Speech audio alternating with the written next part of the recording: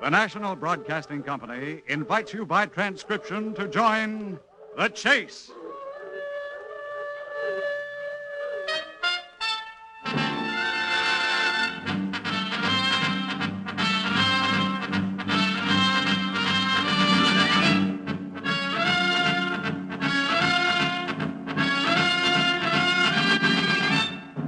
In the animal world, there's the hunter and the hunted, hound and fox, hawk and sparrow, cat and mouse.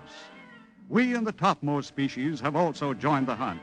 But who is to judge precisely which of us are hounds or foxes as we enter the chase?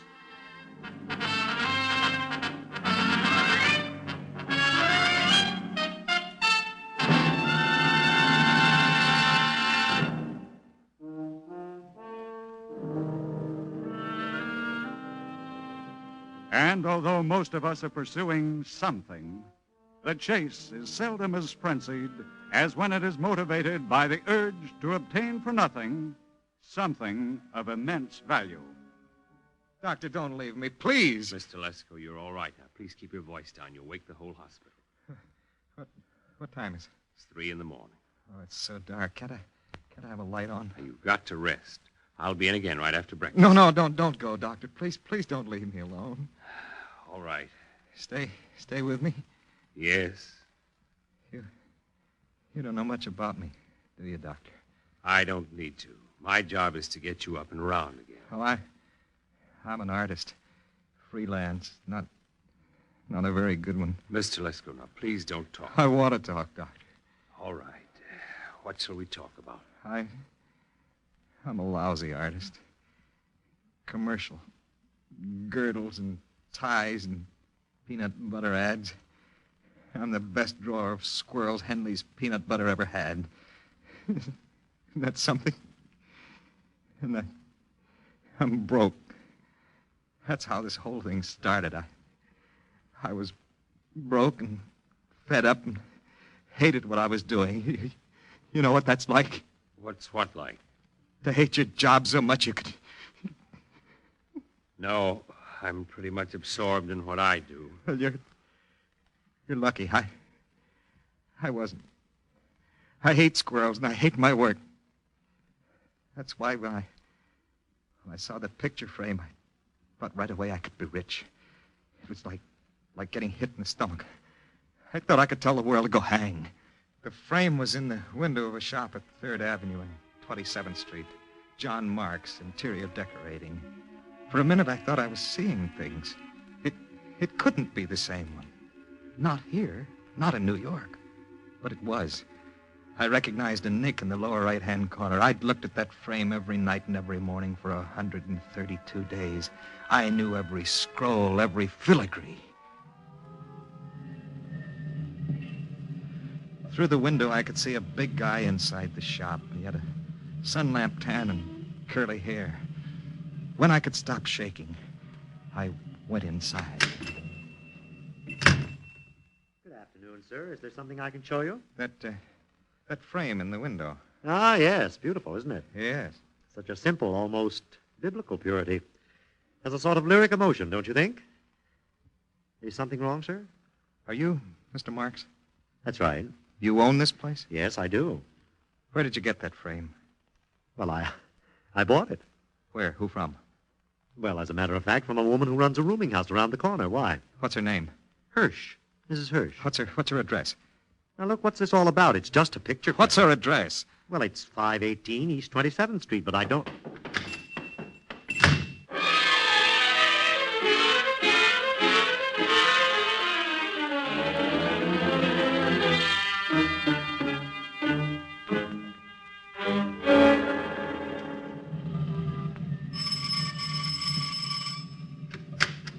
Yes? Mrs. Hirsch? Yes? I'd like to ask you something. Well, don't be nervous about it, young man. Well, you sold a frame to the decorating shop at the corner. John Marks, a picture frame? Well, what if I did? Where did you get it? Say, what is this? Who are you? Oh, no, Mrs. Hirsch, there's nothing wrong, nothing. I'd just like to know where you got it. Why? Hey, listen, are you a cop? Was that picture hot? No, nothing like that. Listen, just for the answers to a few questions, here's $20. Now, where did you get it? Oh, from a roomer. He got sick on me and died. Sick? Lobar pneumonia. He owed me a month's rent, and all he had was this picture. The picture was in it?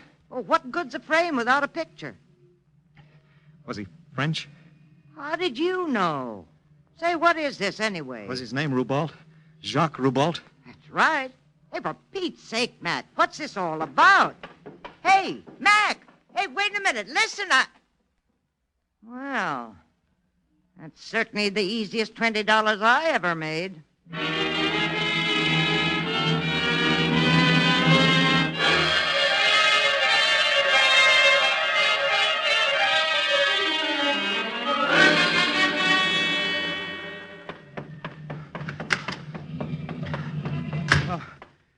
Mr. Marks.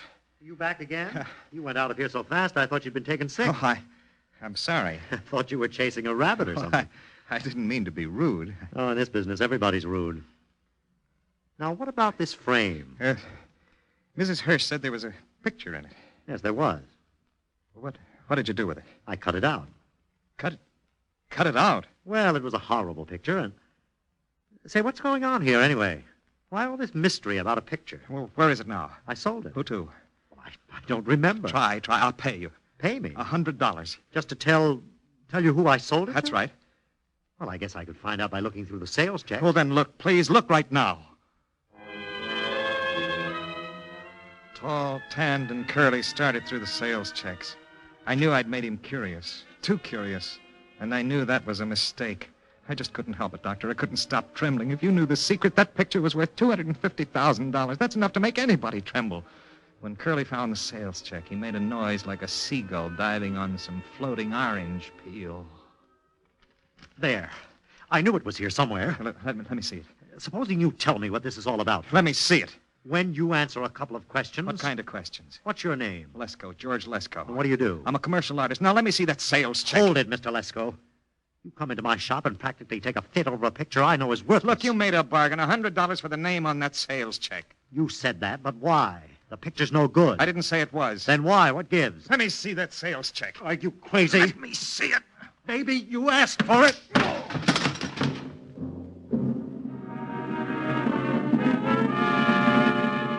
Tanned and Curly was tougher than he looked. He knocked me halfway across the store. I fell into some fireplace junk, and somehow, Doctor, I came up holding a poker. I knew this was the wrong way to do it, but I just sort of went nuts. Tanned and Curly didn't bat an eye. His nostrils gave a funny little quiver, and he set his legs, waiting, then licked his lips and smiled.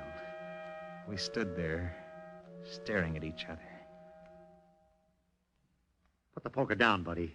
Look, mister, we don't have to fight. It's just that... Then put the poker down. I want that picture. Why? Who did you sell it to? Why do you want it? I'll give you $200. The picture's no good, I know.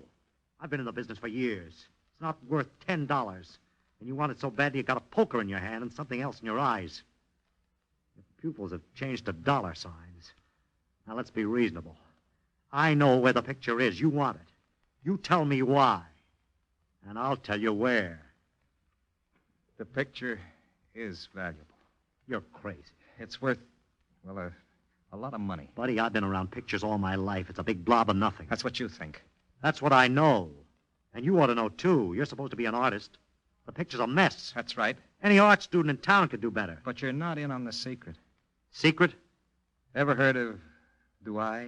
Who? Douai is a town in France, just south of Lille in Calais province. No, I never heard of it. When I was with the Air Force, I got shot down on a bombing mission over Lille. I ended up hiding with a family in Douai named Roubault. Let's get to the point. Were you in the Army, mister? Now, look, Bud, put the poker down and start making sense, will you? I'm waiting for the punchline. If I don't get to it in 5 seconds, I'm calling the cops. The punchline is this. Oh!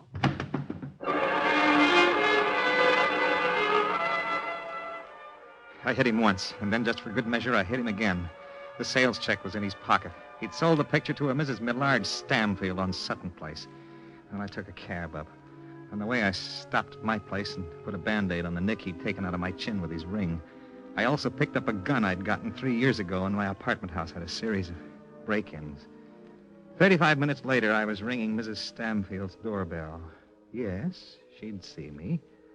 After one look, I knew she'd see anything that looked like a man. She wasn't just a cutie, Doctor. She was gorgeous. I followed her from the door into the living room with my eyes glued to the back of her hairdo and my mind working overtime. Sit down, Mr. What did you say your name was? Harrison. George Harrison. I'm an artist. Really? Mm-hmm. At what? Commercial. Nothing very glamorous. Oh, I see. Now, what picture are you talking about? Well, 6 weeks ago, you bought a picture from a shop on 3rd Avenue. John Marks. How do you know about that? Oh, Mr. Marks told me. Do you remember the picture? Yes, very well. A castle overlooking a moat about 18 inches by 15? Mm-hmm, that's right. Have you still got it? Yes, I have. Well, it was painted by a friend of mine. He never got very far financially, and last week he died. I'd particularly like to get the picture back to give to his widow. It's one of her favorites.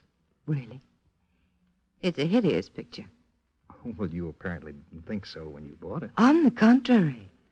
I thought it was hideous the instant I saw it. Well, then why did you buy it? Have you seen John Marks? What's that got to do with it? He's the reason I bought it. He's rather sweet. Oh. You got a light, Mr. Harrison? Oh, yes, certainly. Thank you. That's a most interesting light of me, I see it. Of course. Thank you. Mrs. Stamfield, I'd like to get that picture back. Well, that's all right with me. You've still got it? Mm-hmm. Then will you sell it to me? I don't see why not. It was a wasted investment anyway. I'll give you $100 for it. $100? $200 then. That's a lot more than you paid for it. I saw the sales check. Oh, then you know that you're offering me too much. Why? Well, I want to be fair. Do, you want your lighter? Oh, yes, thanks. Why don't you sit over here, Mr. Harrison? I can see you so much better. Good. Now, what's your real name? What? I noticed the initials GL on the lighter. That's why I asked to see it. Oh, well, I wanted it poker. Mr. Harrison, one of the reasons that I have 3 mink coats is because I can tell when a man is lying. You're not used to lying, and you do it very badly.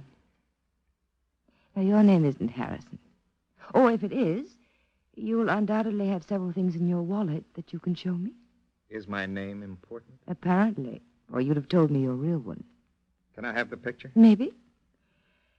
Is that Band-Aid covering a razor cut, or did somebody hit you? Now, look, Mrs. Stanfield, I'm trying to be reasonable. Mr. Harrison, when you want something from somebody, you've got to be casual. Because when you aren't, the person who has whatever you want gets the idea that you place a value on it high enough to make it worth keeping. So, let's take our hair done, and let's tell each other our secrets, shall we? I've nothing to do for the entire afternoon. My husband is in Philadelphia. Oh, well, in that case, I'll just take a look around. Yes, do.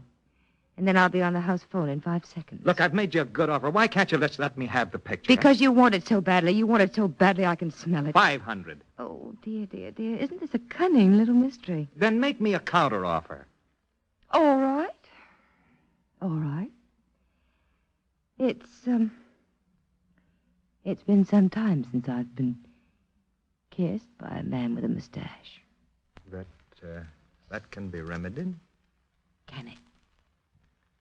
Will you come and get it, or shall I deliver it? Oh, Mr. Harrison, I am one of the laziest girls in town.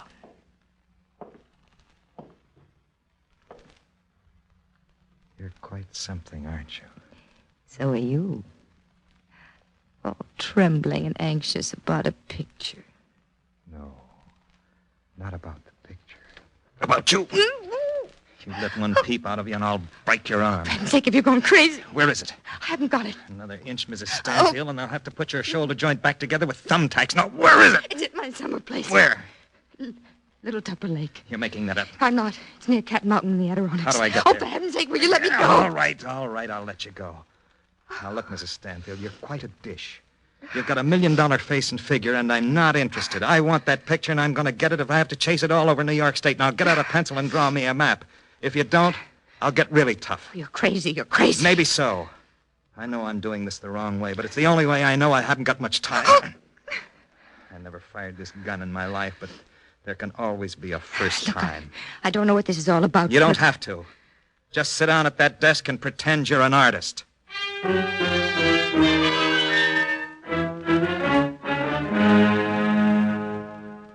She was frightened, and that suited me fine.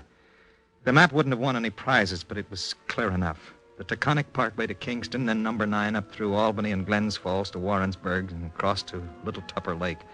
Oh, Doctor, I was in so deep by this time that I couldn't get out. So even though I hated to do it, I clipped her with the butt of the revolver.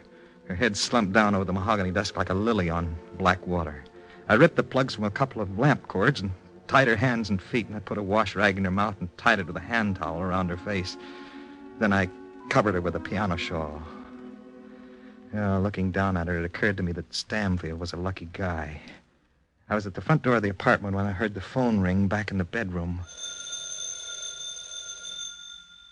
Phones bother me, especially when they ring and ring and ring. I knew instantly what had happened. She'd come to and wriggled to the edge of the desk and heaved over the telephone to the floor.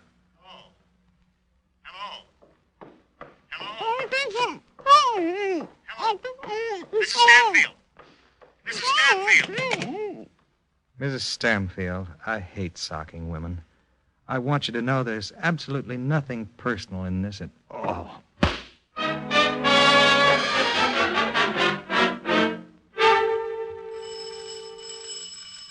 Are you sure this is Mrs. Stanfield's apartment? You kidding, mister? Well, I know she's in. Use your pass key. Now, just because I'm superintendent of this building doesn't give me the right to go... Now, look, something's wrong. Open the door, will you? You can come in with me. What do you think I'm going to do, steal the place bare? Well, I don't... Open the door. Well, okay. Mrs. Stanfield. Mrs. Stanfield. She ain't here. Well, somebody answered this phone 10 minutes ago and then hung up without saying anything. What's through there? Bedroom. Come on. No. See? What did I tell you? Mrs. Stanfield. Mrs. Stanfield. Hey, she ain't dead, is she? Untie her hands. Say, I better get a doctor. You shut up and stay put. And do as you're told. I'll handle this.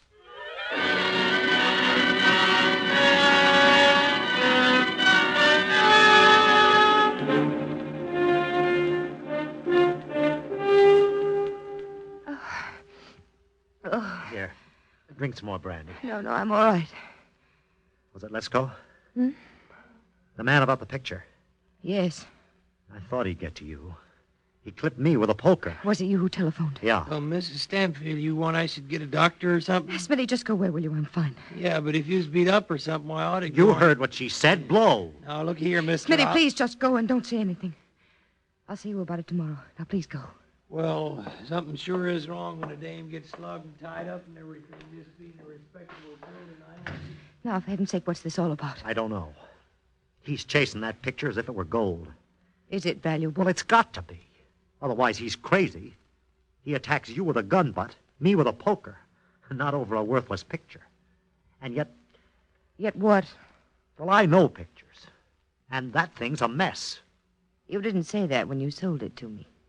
Did you give it to him? No, it's at my summer cottage. You made me tell him. Now, you listen to me. If that picture is so important to him, it could be just as important to us. What do you want to do? Follow him? Why not? I don't have a car. Well, I do. It's fast, and I know a couple of shortcuts. He's only had a little over 20 minutes to get started. Yeah, well, okay, if you think so. I think it might be very wise of us to chase this thing down. Where's your car? Downstairs. And, Mr. Marks, Yeah? in the drawer of the bureau is a gun.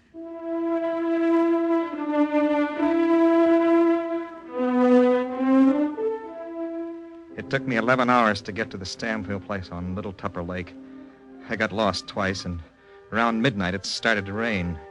It was a cinch getting into the cottage. I did the downstairs first. No luck. Then in one of the bedrooms upstairs, I saw the picture on the wall above a dresser. I kept my flashlight on it for a long time. I felt as if I were looking at a miracle. And then I heard the door open behind me. Don't turn around, Lesko. Just stay facing the wall. I've got the gun this time. Oh, Marks, listen. Shut up! You're caught in the act of breaking and entering. And the police up here would probably give me a medal for shooting you. Now keep your hands up and come on downstairs. We're all going to have a long talk.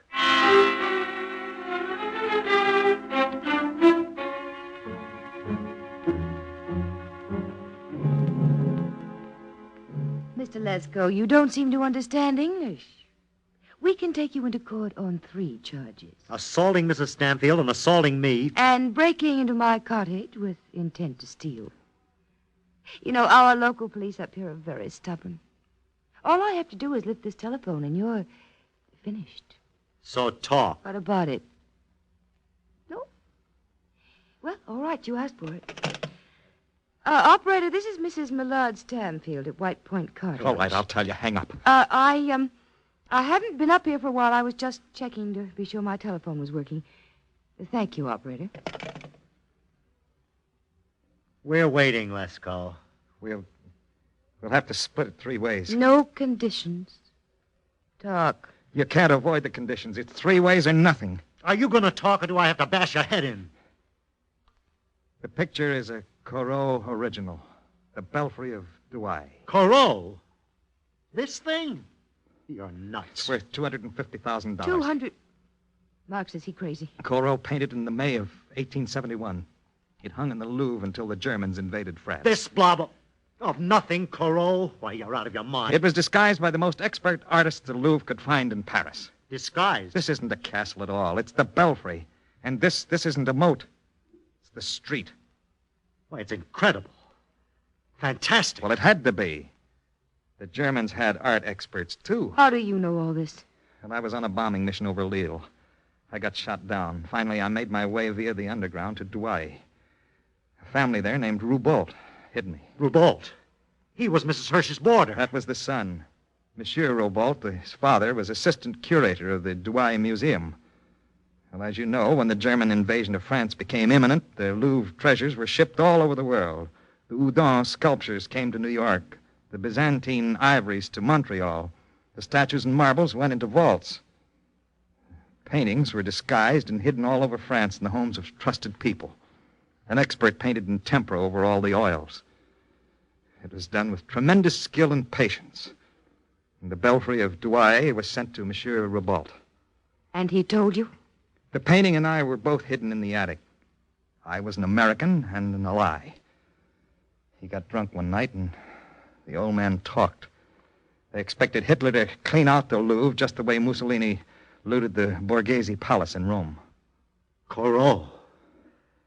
Sweet jumping Judas. Monsieur Roubault had a son, Jacques. When the war ended, he stole the picture and cleared out. His father told me in a letter. Broke the old gentleman's heart. But that picture hung in the attic right over my bed. I hardly took my eyes off of it for 132 days. And the kid ended up on 27th Street in Mrs. Hirsch's boarder. It took him 7 years to get the picture out of France. A week after he made New York, he died of pneumonia.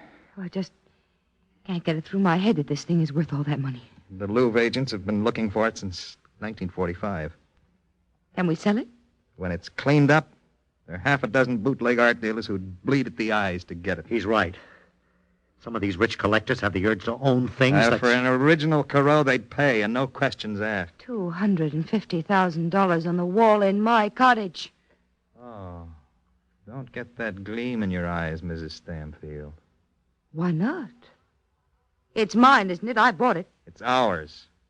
All I have to do is telephone a friend in the National Gallery in Washington and tell him that a Mrs. Stamfield has Corot's Belfry of Douai, and the authorities would pounce on you before you could show your pretty white teeth. Of course, they'd pay you back your original purchase price. Of $50. Mm-hmm. So that, Mrs. Stamfield, is that. Now let's get back to New York.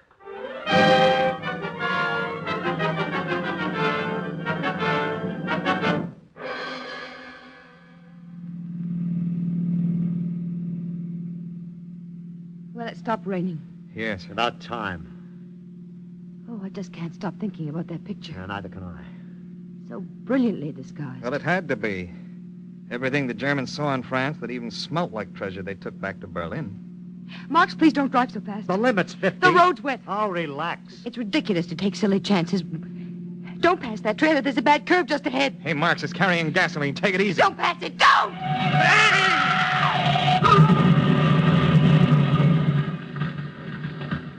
Mrs. Stamfield. I'm all right. Get the picture. I can't. Get the picture. It's burning. $250,000 is burning.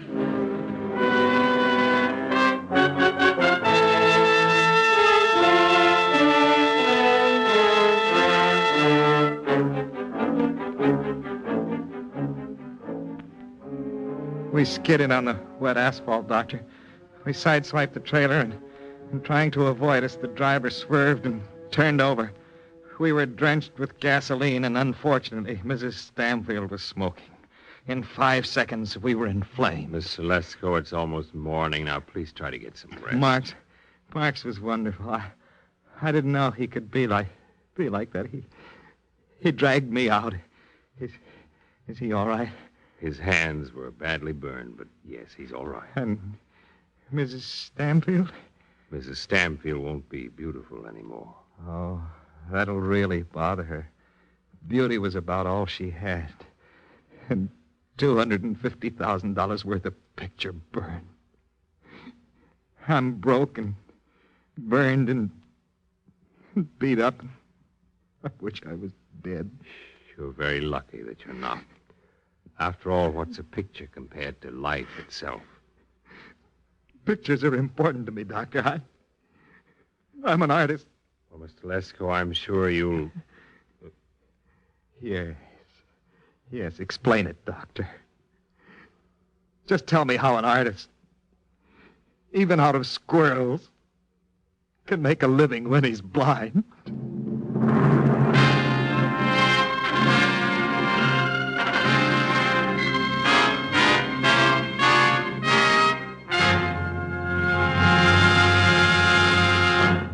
In the animal world, there's the hunter and the hunted, hound and fox, hawk and sparrow, chicken and worm.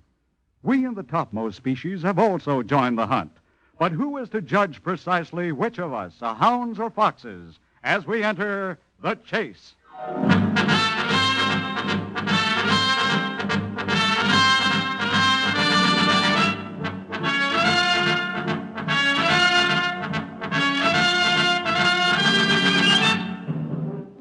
The Chase was created for the National Broadcasting Company by Lawrence Clee. Tonight's script was written by Harry W. Junkin. Featured in tonight's cast were Vinton Hayworth as George Lesko, James Monks as John Marks, Joan Mosman as Mrs. Stanfield, with Irene Hubbard and Scott Tennyson. Next week, Death rides a roller coaster and haunts a house of fun on The Chase.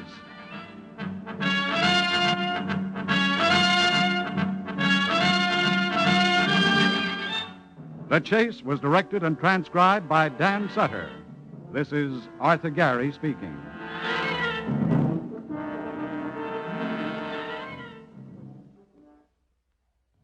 Tonight, Dragnet brings you authentic adventure on NBC.